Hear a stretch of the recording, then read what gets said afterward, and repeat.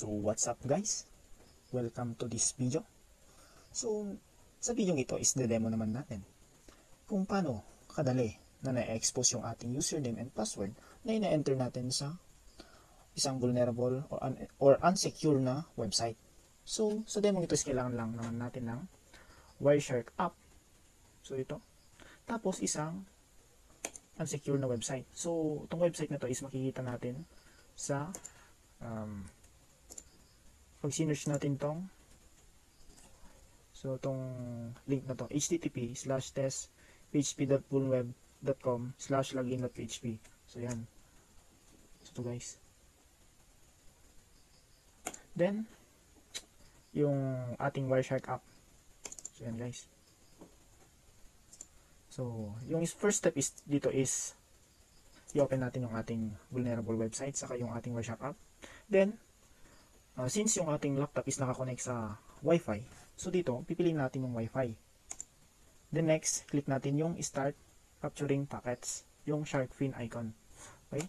So habang nagka-capture siya ng packets, pwede na natin dito sa isang vulnerable na website, enter na natin yung ating username and password. So example, yung ating username is admin12345.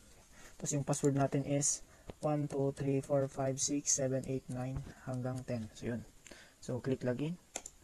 So once na na-click na natin yung login, pwede na natin i-stop yung ating Wireshark.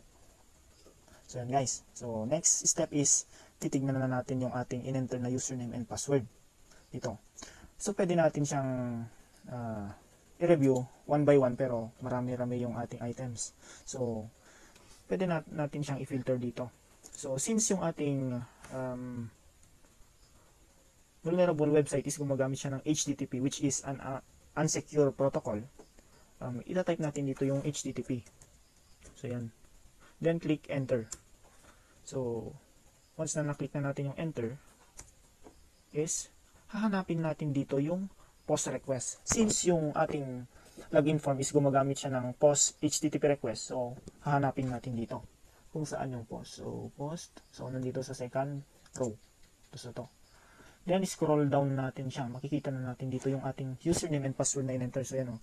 Username or uname is admin12345. Tapos yung password natin is pass123457891. So yan. Tama guys.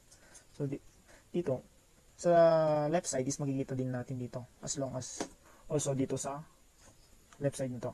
So yan guys. Ganun lang kadali na gawin yung steps.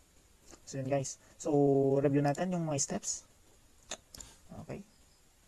So yung mga steps, una i-open natin yung vulnerable website saka yung ating Wireshark app. Then set up natin yung ating Wireshark since nakakonect yung ating laptop sa Wi-Fi. Select natin yung Wi-Fi, then start capturing packets. Then i-enter natin yung ating username and password sa vulnerable website. Then click login. Once na na-click na natin yung login is pwede na natin siyang i-stop. Then titignan na natin dito, ita-type lang natin yung type HTTP. Then search natin yung post request since yung login is gumagamit ng request. Then scroll down lang natin. Then dun sa baba makikita na natin yung ating username and password. So ganun lang kadali guys. I hope you have learned from this demo. Thanks for watching.